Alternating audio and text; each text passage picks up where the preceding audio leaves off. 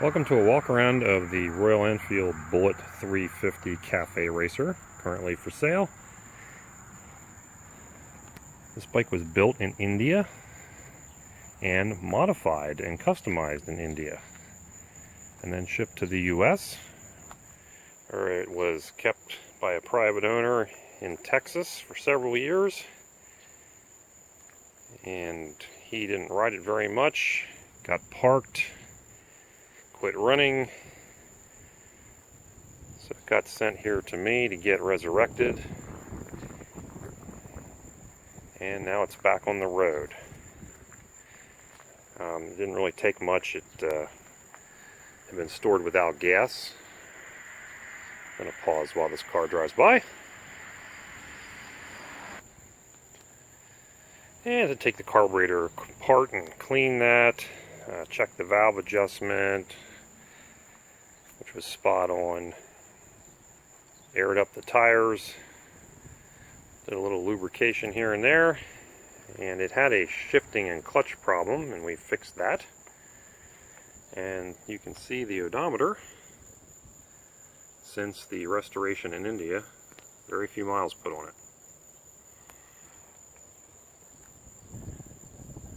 The chrome gas tank, handmade in India.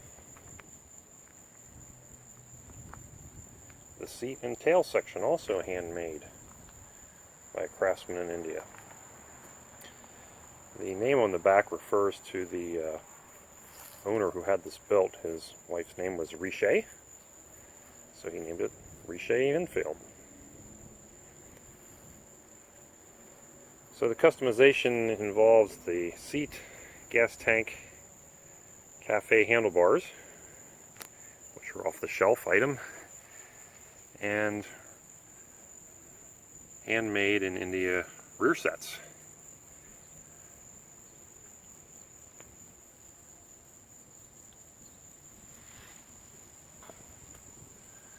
I had the transmission apart, the clutch primary side apart, to do some corrective work on the clutch, and all of the components inside, except for maybe one or two pieces, are all brand new. Alternator's new.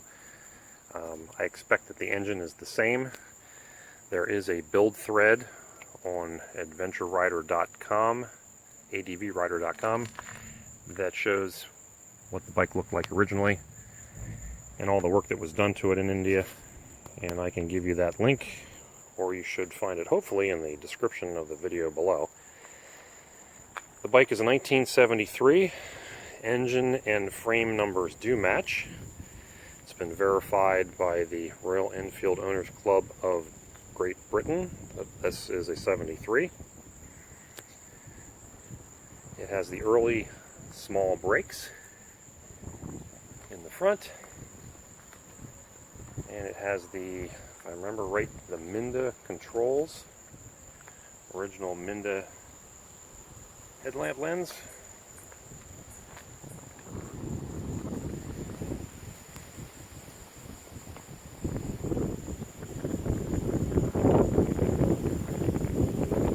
It has no turn signals, and it does have a Lucas replica tail light. Rear brake is standard. See the rear set made there.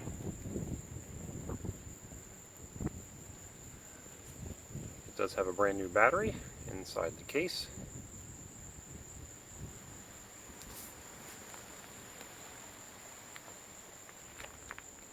Chrome's in good shape, not outstanding. It is Indian made chrome, which is not the best. The aluminum could use a polish again. It's got a little dirt and a little staining on it. Nothing that a little buffing can't take out. I just didn't get to it. It does drip a little bit of oil here and there. Very little. I get a little drip somewhere on this side from one of these bolts. I did snug them up again, maybe it'll go away. And there's a little bit coming out of the primary side when you park it. Very small. Drips less than my own Enfield does.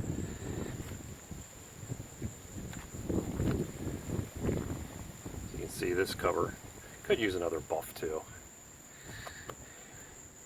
There's your engine numbers, and the frame number is up here. Just sanded down to make it visible for purposes of registration and titling. You can paint over that if you like. So it's a very clean machine. It does show a little signs of use, but it has a nice overall slightly aged patina that makes it look as old as it really is.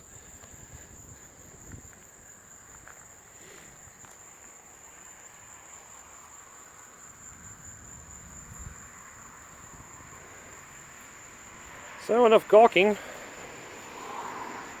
I'll see if I can get it to start for you.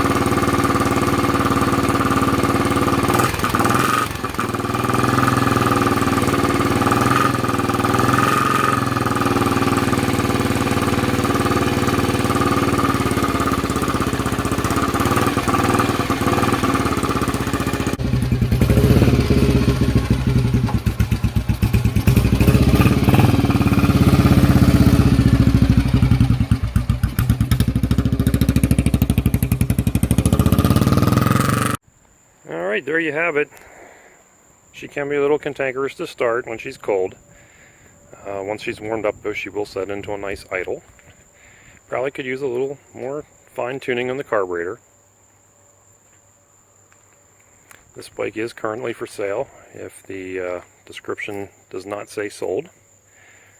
It is located between Lancaster and Harrisburg, Pennsylvania, and we can assist with delivery. We got a good connection for motorcycle transport across the country.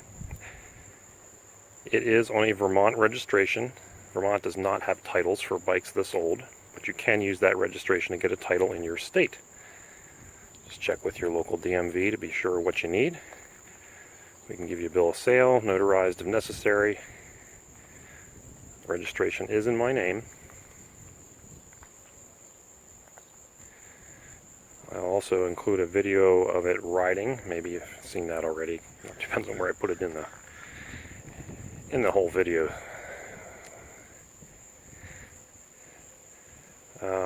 It is not a bike for beginners. It is right side shift.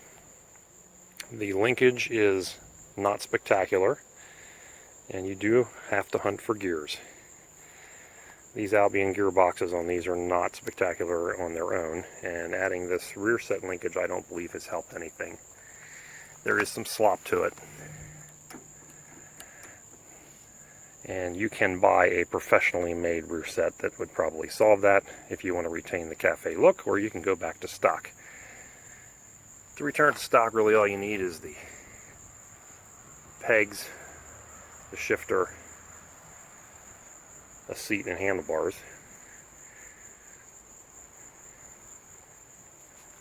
And you could turn it into a roadster instead of a cafe bike. If you have interest in this, please let me know.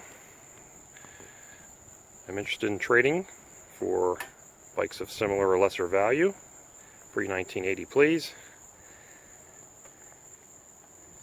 And as I said, we do have somebody that can assist with transport if you're from out of the area. Thanks for watching.